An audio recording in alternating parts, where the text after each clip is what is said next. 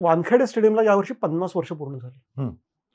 तर वानखेडे स्टेडियम कसं बांधलं गेलं, ते बांधण्याच्या मागची मुंबई क्रिकेट असोसिएशनची भूमिका काय होती, याबद्दलचा एक सुंदर लेख आहे जो लिहिलाय विलास गोडबोलेंनी, जे त्यावेळेला मुंबई क्रिकेट असोसिएशनच्या कमिटीवर होते.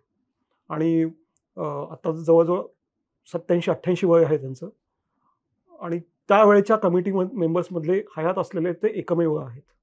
सो त्यांचा एक खूप इंटरेस्टिंग लेख आहे वानखेडे स्टेडियमची 50शी असा. किंवा तुला माहिती आहे का, जपानमध्ये पण चांगल्या दर्जाचं क्रिकेट खेळलं जातं. कल्पना नाही मला. सो त्याच्याबद्दलही एक इंटरेस्टिंग लेख, छान एक लेख आहे. किंवा पटकन तुला काही गावांची नावं सांगतो. म्हणजे बघा, दिल्ली, धर्मशाळा, कलकत्ता, लखनौ, विशाखापट्टणम, चेन्नई, बेंगलोर, पुणे, सगळीकडे स्टेडियम्स आहेत.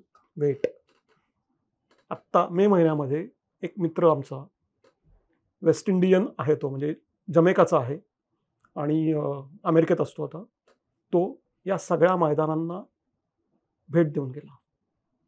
भारतात आला होता तो. त्याचं नाव आहे रोहन चेंबर्स. तर रोहन चेंबर्स हा माणूस जगभरातली जिथे जिथे टेस्ट क्रिकेट खेळलं गेलेलं आहे अशा प्रत्येक मैदानावर जातो.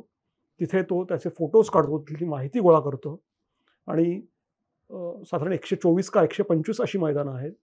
आणि तो आत्ता जेव्हा मे महिन्यात इथे आला होता तेव्हा त्यांनी पुण्यातलं मैदान त्यांनी बघितलं. त्याला आम्ही घेऊन गेलो होतो गहुंजेच्या स्टेडियमवर.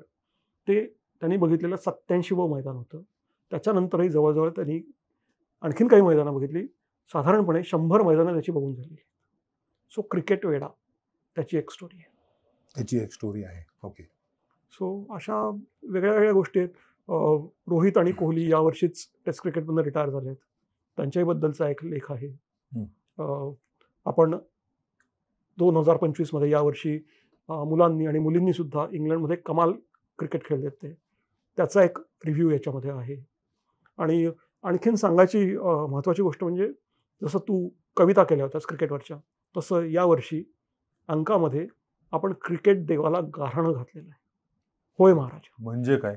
होय गाऱ्हाणं तर आपल्या कोकणातली परंपरा, महाराजावाला बरोबर. सो तसं क्रिकेट देवाला, क्रिकेटला घातलेलं एक गाऱ्हाणं तुम्हाला इथे वाचायला मिळेल, जो आपल्या एका मित्राने ते गाऱ्हाणं केलेलं आहे. तसंच 3 पिढ्यांची क्रिकेट कहाणी अशी एक फिक्शनल स्टोरी या अंकात तुम्हाला वाचायला मिळेल. सो क्रिकेट कथा सुद्धा तुम्हाला इथे आहे. तू गेल्या 4-5 वर्षांमध्ये बघितलं असेल, दरवर्षी आपण क्रिकेट शब्दकोडं करतो, तसं शब्दकोडही इथे आहे. क्रिकेट प्रश्नमंजुषा इथे आहे. सो क्रिकेट रिलेटेड बऱ्याच गोष्टी तुम्हाला इथे वाचायला मिळतील.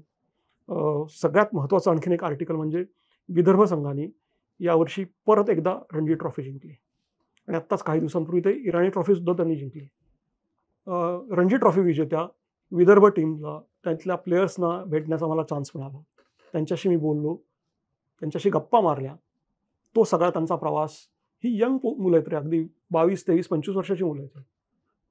त्यांना क्रिकेटबद्दल काय वाटतं, डोमेस्टिक क्रिकेटबद्दल काय वाटतं, त्यांची स्वप्न काय आहेत, त्यांना पुढे काय करायचं आहे, याचा एक छान प्रवास मला इथे साकारता आला आहे. सो बऱ्याच गोष्टी आहेत, जवळजवळ माहीत नाही मला, पण 32-33 वेगळी आर्टिकल्स आहेत. सो फक्त महाराष्ट्र क्रिकेट असोसिएशनचा प्रवास आहे का, तर तसं नाही, तर बाकीही गोष्टी आहेत त्याच्यामध्ये.